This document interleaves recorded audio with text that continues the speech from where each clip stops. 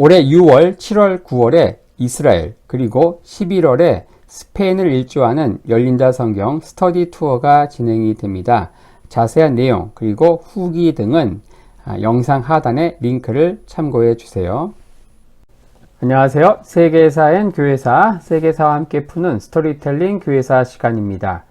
자, 종교교 역사 열심히 살펴보고 있습니다. 1453년 콘스탄티노플에 함락되는 때부터 1648년 유럽의 30년 전쟁이 마무리되는 때까지의 시간을 크게 세 개의 사건, 루터의 종교개혁, 아우구스부르크 화의, 낭트 칙령을 중심으로 살펴보고 있죠. 자, 이 아우구스부르크 화의 이후에 30년 전쟁이 발발하기까지 유럽 각국의 상황들을 좀 살펴보고 있습니다. 자, 스페인 먼저 보고 있는데, 스페인 제국의 흥망이라는 주제로 해서 오늘은 네덜란드 바로 종교개혁 후폭풍으로 탄생한 신생국이라는 주제로 한번 이야기하려고 합니다. 자, 저희가 지난 시간에 신대륙 확장되는 스페인 제국 살펴봤고요. 그 전에 이제 악명 높은 스페인 종교재판소에 대해 살펴봤어요. 자, 레콘키스타와 완성과 함께 과거 이 종교적인 다양성 그리고 관용성을 버리고 이제 가톨릭을 중심으로 한 종교적인 획일성에 이 닫힌 사회로 치닫는 스페인에 대해 살펴봤는데요. 자, 이런 정책을 통해서 스페인이 얻은 것과 잃은 것을 중심으로 간략히 살펴봤는데, 자, 그때 이제 그 잃은 것으로 이제 살펴봐야 했지만, 너무나 롱 스토리라서 따로 빼놓은 주제가 있습니다. 그게 바로 오늘 이제 다루려고 하는 종교개혁 후폭풍으로 탄생한 신생국 네덜란드에 대한 이야기입니다. 자, 이 펠리페 2세의 이 비타협적인 종교관 그리고 독불장군 성격이 가장 그 화근을 미친 것은 바로 이 네덜란드의 이탈이었어요. 당시 스페인 제국 내에서 이 네덜란드의 가치가 어느 정도였는가 볼 필요가 있는데, 자, 이것은 펠리페 2세 당시 스페인 제국입니다. 자, 포르투갈까지 합병을 했죠. 그리고 남부 이탈리아, 시칠리아까지 사르디냐 섬, 그리고 바로 이 지역, 우리가 살펴보려고 이 지역, 플랑드르 지역, 오늘날 베네룩스 3국이 있는 바로 벨기에, 네덜란드, 룩셈부르크가 있는 이 지역입니다. 자, 여러분 이외에도 이제 신대륙, 이제 남미를 중심으로 한 신대륙이 있죠. 거기는 포함이 안 시켜 있는데, 자, 이 드넓은 이 펠리페의 스페인 제국에서 이 네덜란드의 가치가 만만치 않았다는 겁니다. 이 스페인 치하에서 지난 시간에 살펴본 대로 이 남아메리카의 포토시 여기에서 세계적인 규모의 은광이 발견됩니다. 너무나 많은 은이 유럽에 유입되면서 유럽의 물가를 뒤흔든 일종의 인플레이션, 초하이퍼 인플레이션, 가격 혁명이 일어났는데, 우리가 지금 이제 막 돈을 막 코로나 때 풀어가지고 어때요? 지금 인플레이션 때문에 엄청나게 힘든 시간을 보내고 있잖아요. 바로 이 포토시의 은광 때문에 그런 일들이 발생했다는 거예요. 그런데 이 남미 포토시의 은광 1년 수익이 이 네덜란드에 있는 작은 항구 도시인 안트베르펜의 1년 수익과 같았다. 맞아있죠. 이 항구 한 곳이 이 정도라고 하면 이 도시 모두를 합치면은 어땠을까 상상이 가십니까? 바로 이 신대륙보다 더 엄청난 부를 안겨주던 이 네덜란드의 이탈, 제국에서 이탈은 어때요? 바로 제국으로 향하던 스페인에게 간단치 않아 무시무시한 타격을 주었다는 것이죠. 자, 플랑드르, 오늘날 이 베네룩스 3국에 있는 플랑드르 지역, 오늘날 벨기에 지역에 속한 겐트, 거기에서 어때요? 카를 5세가 태어납니다. 카를 5세의 고향은 이 플랑드르였다. 그래서 그는 나름 자치권을 주면서 종교적인 좀 관용을 펼쳐나가죠. 하지만 그 뒤를 잇는 그 아들, 고지식한 펠리페 2세에게는 어때요? 이 지역이 그저 스페인의 여러 속주의 속주에 불과했다. 전통적으로 자치권을 누리던 이 플랑드르 지역을 그야말로 종교 획일화 정책으로 철권 통치를 하게 되는데, 결국 이게 네덜란드 독립으로 향하는 기나긴 이 80년 전쟁입니다. 1568년에서 30년 전쟁이 마무리되는 베스트팔렌 조약에서 네덜란드가 공식적으로 독립국으로 인정을 받게 되죠. 1648년까지 무려 80년간 이어지는 기나긴 독립전쟁의 그 서막이 바로 이 펠리페 2세의 고지식한 종교 정책 때문에 이루어졌다는 거예요. 이 전쟁의 후반부는 이제 30년 전쟁과 함께 엮여가지고 종종 이 30년 전쟁의 일부로 취급되기도 합니다. 자, 15세기 이후, 자, 이 플랑드르는 이 부르고뉴 공국의 통치를 받습니다. 부르고뉴 공국. 자, 바로 부르고뉴 공국. 바로 용담공 샤를 당시에 이 부르고뉴 공국은 어때요? 플랑드르 이 지역까지 차지하면서 엄청난 그 세력을 이제 유럽에서 형성하게 되는데, 하지만 용담공 샤를이 전투 중에 전사하죠. 그리고 그에게 남겨진 사람은 아들 없이 외동딸 마리밖에 없었다. 마리. 이러면서 이제 프랑스가 요 부르고뉴 공국을 넘보는 거예요. 자, 이런 가운데 마리는 신성 로마 제국의 황태자인 바로 막시밀리안과 결혼하게 되면서 바로 이 플랑드르는 합스부르크의 영지로 넘어가게 된다. 자, 1519년 황제인 이제 막시밀리안이 죽고 그의 손자 카를 5세가 즉위하면서 최초의 이 플랑드르 출신 황제가 등장하게 된다. 처음에는 지역 주민들에게 그는 큰 인기를 얻었죠. 하지만 이 기대는 무참하게 꺾이게 되는데, 카를 5세는요, 각지의 수많은 적들과 동시다발적인 전쟁을 수행했어요. 우리 한번 살펴본 바 있죠. 대표적으로 프랑스와 더 나아가서 이슬람 세계의 수장인 오스만 투르크 제국과 엄청난 전쟁을 하면서 돈이 많이 들겠죠. 이 카를 5세는 영지가 엄청났죠. 신대륙까지 해서 정말 이 해가 지지 않는 드넓은 제국을 형성했지만, 이게 속빈 강정이라는 거예요. 그가 실제로 자신이 세금을 거둘 수 있는 이 과세 권한이 있는 직할 영지는 딱 스페인에 있는 카스티아 그리고 플랑드르 이 지역뿐이었다는 겁니다. 이 플랑드르는 앞서 얘기한 대로 당시 유럽 경제의 중심지였다. 그래서 돈이 여기서 이제 각출하게 되는데, 가혹한 징세로 인해서 결국 1539년 이들이 폭동을 일으켜요. 무자비한 진압이 있게 되죠, 당연히. 하지만 이 종교개혁 시대로 넘어가면서 장사를 하던 이 네덜란드 사람들 굉장히 진취적이거든요. 그래서 자유와 관용 전통이 많았던 네덜란드에 바로 프로테스탄트 열풍이 놀랍게 확산이 된다. 자, 이런 가운데 1550년 카를 5세는요, 이 플랑드르 지역에 피해 칙령을 발표하면서 개신교 신자는 모조리 사형에 처한다고 하죠. 하지만 그는 얼마 후에 이제 황제 위에서 내려오면서 이 법령이 제대로 시행되지 않지요. 자, 1556년 카를 5세가 퇴위하면서 그의 아들 펠리페 2세가 즉위합니다. 카를 5세는 가혹한 통치를 펼쳤음에도 그럼에도 이 플랑드르를 자신의 고향으로 여겼어요.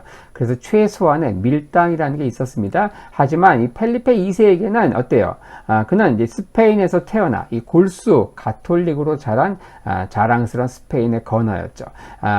그에게 이 네덜란드는 그저 말 안 듣는 식민지에 불과했다. 그래서 먼저 현지 사정에 익숙한 이봉두인 마가렛을 총독으로 파견해서 이후 아버지 때보다 더욱 가혹한 과세 그리고 종교재판소를 설치해서 개신교도들을 처형하기 시작하죠. 자, 이러면서 이제 개신교에 대한 광적인 탄압이 막 있게 돼요. 자, 그러니까 이들이 어떻게 됩니까? 오라네공, 빌럼 주도로 에흐문드, 호르네 같은 귀족들이 어떻게 하느냐? 이 펠리페 2세에게 지속적인 탄원을 하게 된다. 하지만 펠리페는 거부를 하고 결국 1566년 개신교도 이 칼뱅파 목사들 주도로 격렬한 반기를 일으키는데, 그게 바로 성상 파괴 운동으로 일어납니다. 이들은 이제 가톨릭 교회의 성당 안에 있는 성상을 다 이제 파괴하죠. 성상을 부패와 미신, 허영의 상징으로 보면서 다 부수고 벗기고 하는 거예요. 자, 이러면서 어때요? 가톨릭의 수호자로서 나름 자신을 인식하고 있는 펠리페 2세는 이것을 당연히 반역으로 여겼겠죠. 자, 이렇게 하면서 그는 1567년부터 73년까지 총독 알바공을 보내서 공포의 계엄 통치를 하게 됩니다. 자, 이봉 루이 대신에 당시 최고의 군인이자 강경파인 알바 공작을 총독으로 파견한다. 자, 그의 본명은 페르난도 알바레스 데 톨레도였는데, 자, 그는 네덜란드에 와서 네덜란드의 법과 의회를 완전히 무시하고 철권 통치를 펼칩니다. 피해 법정이라고 하는 특별 즉석 종교 재판을 열어서 수천 명을 즉결 처형하게 되죠. 자, 여기에서 이 펠리페 2세는 이제 결정적인 실수를 하게 되는데, 그간 이 중재 노력을 해왔던 네덜란드의 유력 귀족들을 다 처형한 거예요. 에흐먼드와 호르네를 처형했다. 이러면서 지도층까지도 등을 돌리게 되는 그러한 결정적인 실수를 하게 되죠. 이들은 이제 가톨릭 귀족들이었고 이 펠리페 2세에게 변함없는 충성을 다짐했던 사람들이에요. 단지 중재 청원을 했다는 이유로 이들을 처형했다. 와, 이건 그동안 전 세계를 누비면서 장기적인 안목과 융통성을 발휘했던 아버지 카를 오세와 달리 근시안적인 사고, 그리고 용렬함, 그리고 편집증적인 집착에 빠진 펠리페 2세의 결정적인 실수였다. 이러면서 이게 네덜란드가 무려 처음에 그런 생각 하지 않았죠. 독립하겠다 그런 생각한 게 아니죠. 이제 이렇게 하면서 80년간 이어지는 이제 독립전쟁으로 가게 되는 것이다. 자, 동료 귀족들이 처형되고 이 청원을 주도했던 사람이 누구냐? 바로 오라니의 공 빌럼이에요. 그는 즉시 아내의 친정인 작센 선제국국, 신성 로마 제국이죠. 글로 냉큼 피신을 하게 됩니다. 자, 이러면서 빌럼 1세, 바로 우리가 살펴보려고 하는 이제 네덜란드 독립전쟁의 영웅이자 지도자였던, 자, 오라니의 공, 영어로는 오렌지 공으로 불리는 이제 빌럼 1세, 바로 네덜란드 독립의 아버지가 되는 인물입니다. 자, 오렌지, 영어로는 오렌지, 이건 중국에서 이제 유래했고 아랍을 거쳐서 유럽 세계에 들어오는데 이제 프랑스 남부 지방에서 본격적으로 생산하게 된다. 그 남부 지역에 오늘날도 프랑스 말로 오랑주라고 하는 지명이 있죠. 이게 바로 오렌지라는 뜻입니다. 자, 이 빌럼 1세는요, 오렌지 가문의 공작이에요. 그리고 이 오렌지는 이 가문의 문장이면서 훗날 네덜란드의 국과 과일이면서 국색이 됩니다.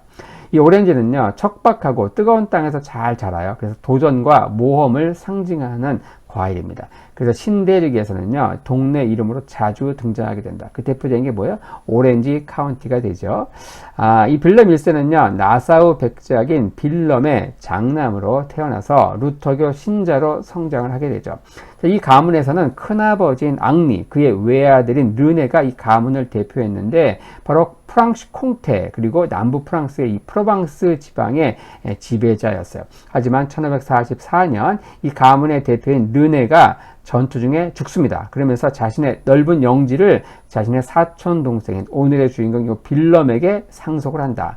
단 조건이 있었죠.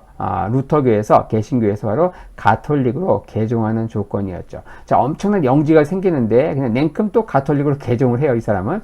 자, 이러면서 자, 그는 펠리페 2세의 신하로서 네덜란드를 관장했는데 그는 특히 유력 귀족으로서, 네덜란드의 유력 귀족으로서 이 카를로스의 엄청난 총애를 받습니다. 그러니까 펠리페 2세도 감히 함부로 하기 힘든 그런 인물이었어요.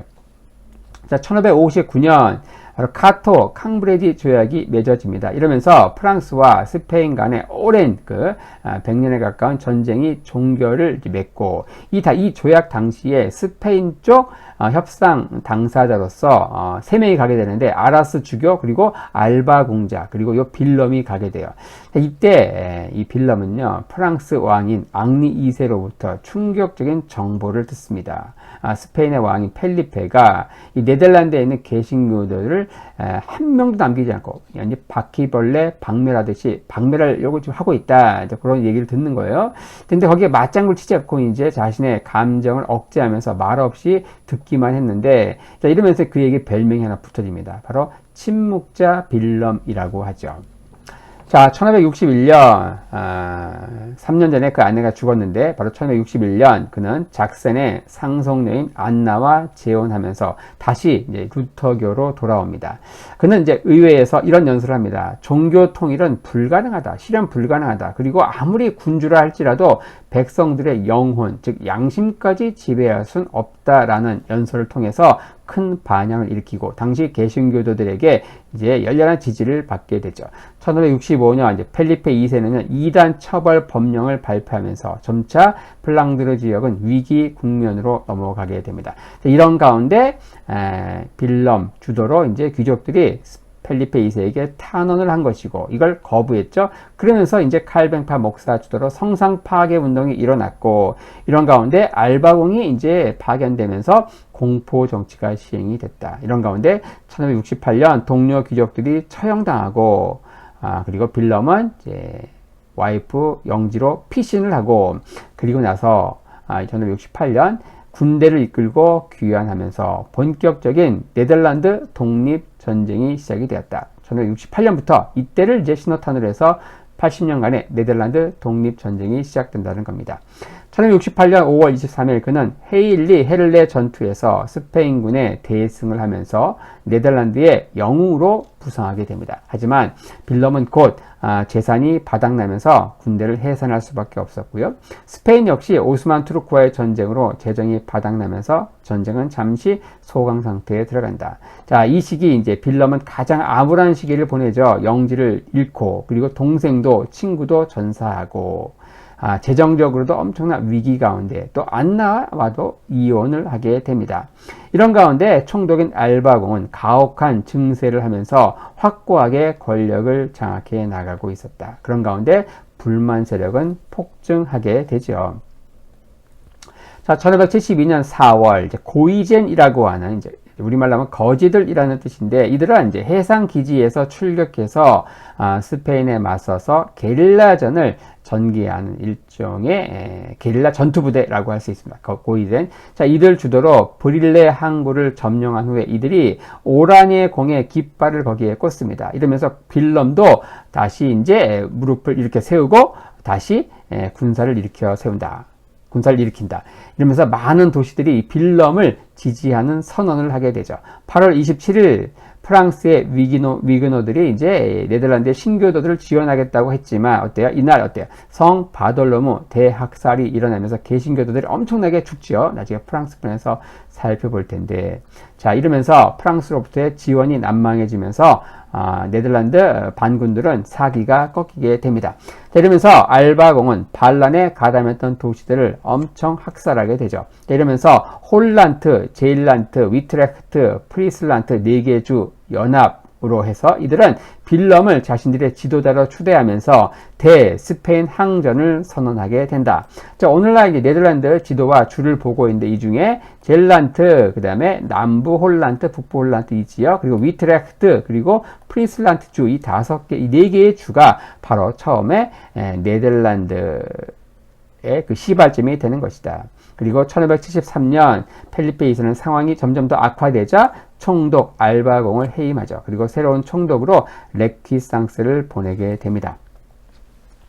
1573년 빌럼은요, 이제 이 홀랜드 이 지역에서 플랑드르 지역에서 가톨릭 미사를 금지하고 이제 신앙의 자유를 선포하게 되죠. 자, 그런 가운데 1575년 그는 수녀 원장 출신의 샤를로트와 다시 한번 결혼, 재혼을 하게 됩니다. 1573년부터 76년까지 레키상스의 나름 온건한 정책이 펼쳐지는데 그는 종교 재판을 중단하고 나름 알바공에 비해서 유화적인 정책을 펼치게 됩니다. 1574년 그는 반란군에 의해서 완전히 참패해요. 그러면서 이후 빌럼에게 협상을 제의하지만 빌럼은 거절하죠. 하지만 이후 다시 스페인이 이제 반군을 완전히 박살내면서 완승을 거두고 이때 빌럼의 두 동생이 전사하게 됩니다. 1575년 스페인 본국은 또 파산을 이제 선언하게 돼요. 파산. 돈을 너무 흥청망청 쓴 거예요. 전쟁하다가. 이러면서 전쟁에 파견한 용병들에게 급료를 지불하지 못하는 상황이 발생합니다. 자, 이러면서 1576년 3월 용병 통제를 위해서 갖은 노력을 하던 총독 레키상스가 결국 급사하게 되면서 11월 지휘 공백이 발생합니다. 총독이 없는 거예요. 이런 가운데 네덜란드 반군 진압에 나섰던 용병 7,000명이 어때요? 남부에 있는 가톨릭 도시인 안트베르펜을 약탈하게 되죠. 이러면서 그때까지 스페인에 충성을 다하던 남부 도시들도 이 반군에 가담을 하게 된다. 자, 오늘날 이제 네덜란드가 있죠. 네덜란드, 그리고 벨기에, 그리고 룩셈부르크가 있는 여기. 오늘날 여기 이 지역은 아직까지 이제 가톨릭이 강했고 스페인을 이제 지지했던 세력이고 개신교가 강했던 지역은 이 네덜란드예요. 자, 그런데 이 용병들이 어때요? 이 안트베르펜 여기를 약탈하면서 이 플랑드르 이 전체가 어때요? 반 펠리페 스페인에 맞서는 반군 연합에 가담을 하게 된 것이다. 자, 이러면서 11월 8일 빌럼 주도로 겐트 평화조약이 체결되고요. 전체 플랑드르에는 17개 주 연합이 바로 반스페인 전쟁을 선언하게 되죠.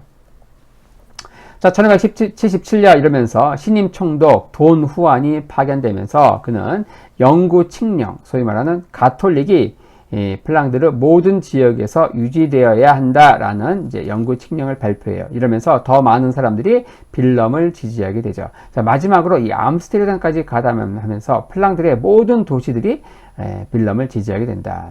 자, 1577년 9월 빌럼은요, 개선 장군처럼 브뤼셀에 입성을 하게 됩니다. 그러면서 새로운 연합국가의 탄생을 알리죠. 이들은 공공의 적, 스페인에 맞서서 가톨릭, 개신교가 종교 구분 없이 공동 보조를 취하자라고 선언을 하게 되죠. 그리고 전국 의회는 이 펠리페 2세의 조카인 오스트리아 대공, 이 마티아스를 수반으로 하는 새 정부를 구성하고, 이 마티아스는 입헌 군주제를 보장하는 빌럼의 조건에 동의하면서 새 정부 수반이 되죠. 자, 이런 가운데 신대륙의 금과 은으로 재정을 다시 확충한 스페인은 이제 알렉산드로 파르네세를 진압 사령관으로 또 총독으로 다시 보내게 됩니다. 자, 이러면서 1578년 1월 젠블루 전투에서 알렉산드로 파르네세는 고작 2000명의 군사를 가지고 2만 명의 반군을 격파하는 대승을 이루게 됩니다. 이러면서 이듬해인 1579년 1월 자, 남부의 가톨릭 주들은요, 기존의 겐트 평화조약을 파기하고 이제 배신을 때리죠. 스페인에 충성 결의를 하면서 나름 자기들끼리 아라스 동맹을 이제 맺게 되죠. 이런 가운데 북부 개신교 7개 주는 위트레흐드 동맹을 이제 맺으면서 스페인 그리고 이 배신을 때린 이 아라스 동맹에 맞서서 끝까지 대항을 결의하게 되죠. 바로 요 위트레흐트 동맹, 요게 바로 훗날 네덜란드로 발전하게 되는데, 자, 지금 보시는 요 선, 여기에 이제 오늘날 스페니쉬 네덜란드, 스페인에 여전히 충성을 다하는 가톨릭이 세력이 강했던 이 지역, 여기가 이제 벨기에와 룩셈부르크가 되는 것이고, 위트레흐트 동맹, 이 더치 리퍼블릭, 훗날 네덜란드 공화국이 되는 이 북부 개신교 7개주 연합, 여기가 위트레흐트 연맹, 요 밑에는 아라스 연맹, 이렇게 나누게 되는 것입니다. 이런 가운데 빌럼은 어때요? 엘리자베스 1세, 당 영국의 엘리자베스 1세를 이제 네덜란드의 왕으로 추대합니다. 하지만 여왕은 거부하죠. 스페인과 엮이게 되면 곤란하니까. 자, 하지만 그 대안으로서 프랑스의 앙리 3세의 동생인 앙주 공작 프랑스와를 왕으로 추대합니다. 이 프랑스와는 수락하는 조건으로서 이 네덜란드가 스페인에게서 완전 독립을 선언할 것을 요구하죠. 스페인과 엮이면 또 골치 아프니까. 그래서 1581년 빌럼은요, 헤이그에서 자, 스페인에서 독립을 선언하게 됩니다. 그러면서 주권이 국민에게 있음을 선언한 최초 이 민주주의 효시가 되는 선언을 하게 되죠. 자, 하지만 이 가톨릭의 이 프랑스 국왕을 추대한 것에 대해서 이 네덜란드에서는 엄청난 반대 움직임이 펼쳐져요. 그런 가운데 설상가상으로 알렉산드로 파르네스의 맹공으로 인해서 이 안트베르펜까지 함락당하자 국왕으로 추대된 프랑스와는요, 네덜란드를 냉큼 도망갑니다. 떠나죠. 이런 가운데 자신을 배반해서 독립선언까지 했던 이 빌럼에게 엄청나게 분노했던 이 펠리페 2세는요, 이 빌럼에게 엄청난 현상금을 내걸어요. 이런 가운데 1584년 빌럼은 네덜란드 궁정에서 이 프랑스 병사, 바로 발타자르 제라르라고 하는 프랑스 병사에게 저격되어 결국 죽게 됩니다. 그의 마지막 유언은 이랬다고 합니다. 하나님, 제 영혼과 이 가난한 백성들을 불쌍히 여기소서라고 말이죠. 자, 이런 가운데 빌럼까지 죽으면서 위기에 몰린 네덜란드, 이들은 재차 영국의 엘리자베스 1세를 왕으로 추대합니다. 하지만 이번에도 거절하면서 지원은 해주지만 또 거절해요. 자, 어쩔 수 없이 이들은 이제 왕국이 아니라 국가 원수가 다스리는 최초의 공화국 체제로 이제 전환하게 되죠. 이러면서 1587년 빌럼의 셋째 아들인 마우리츠, 당시 20세였는데 이 마우리츠가 북부의 7개주 연방 네덜란드 공화국을 출범시킵니다. 그리고 이듬해인 1588년 이 스페인과 영국이 한판 세게 붙죠. 우리 다음 시간에 다룰 칼레 해전, 스페인의 무적 함대가 완전히 박살나는 이 전투로 인해서 결국 이제 당분간이지만 네덜란드는 자유를 누리게 됩니다. 그리고 10년 후인 1598년 그 악질스러운 펠리페 2세가 사망하면서 영국, 독일, 프랑스가 네덜란드의 독립을 지원하게 됩니다. 그런 가운데 1607년 지브롤터 해전에서 스페인 함대마저 격파하게 되면서 네덜란드는 재해권까지 확보하게 되죠. 이런 가운데 1609년 이제 안트베르펜에서 12년간의 휴전 조약이 체결됩니다. 이것은 사실상의 네덜란드 독립을 의미했죠. 이후 12년간의 평화기에 네덜란드는 전 세계에 식민지를 건설하면서 그야말로 경제적, 문화적 전성기를 내달리게 되는데, 이 당시 암스테르담은요, 국제적인 상업 중심지로서 명성을 떨치게 된다. 1609년에 뉴 암스테르담을 건설해요. 이게 이제 영국에 넘어가서 뉴욕이 되는 것이고, 무려 일본과도 교역을 하면서 전 세계 바다 패권을 네덜란드가 이제 잡게 되는, 바로 17세기 중반 위대한 네덜란드의 세기가 되는 거예요. 네덜란드 여기가 이제 나중에 뉴욕으로 바뀌는 뉴 암스테르담, 그리고 이제 남미 이 지역까지, 그리고 삥 돌아가지고 어때요? 일본까지 진출하게 된다. 이 뉴질랜드도 진출하게 돼요. 이 젤란트, 새로운 젤란트라고 해서 뉴질랜드라고 하죠. 자, 이런 가운데 일본까지 진출할 때에 그 배가 이제 제주도에 표류하게 됩니다. 1627년 벨테브레라고 하는 사람이 제주도에 표류하게 되고, 나중에 조선 사람으로 귀화하게 되는데, 이 사람이 바로 박연이라고 하는 인물입니다. 그리고 1653년 조선 효종 때 하멜, 유명하죠? 하멜도 역시 제주도에 표류했다가 고초를 겪다가 결국 13년 만에 탈출해서 하멜 표류기라고 하는 책을 쓰게 되죠. 자, 1619년, 자, 30년 전쟁의 일환으로 다시 전쟁이 재개되면서 2차 전쟁에서도 네덜란드는 이제 스페인에 맞서 승리하게 됩니다. 당시 스페인은 전성기에서 막 내려오던 상황이었고, 네덜란드는 전성기를 향해 달리던 상황이었다. 이런 가운데 당연히 스페인이 이길 수가 없겠죠. 자, 1648년 베스트팔렌 조약으로 인해서 30년 전쟁이 마무리되고 독립을 공식적으로 국제사회로부터 승인받게 되면서 그야말로 기나긴 80년 독립전쟁이 마무리되죠. 이러면서 플랑드르의 남부 지역은 여전히 스페인의 지배가 유지되면서 훗날 벨기에, 룩셈부르크가 되고, 끝까지 스페인에 저항했던 개신교가 세력이 강했던 북부는 바로 네덜란드 공화국으로 출범하게 된다. 자, 오늘은 이렇게 해서 스페인 제국의 흥망이라는 전체 주제에서 특별히 종교개혁의 후폭풍으로 탄생한 네덜란드, 신생국 네덜란드에 대해서 한번 살펴보았습니다.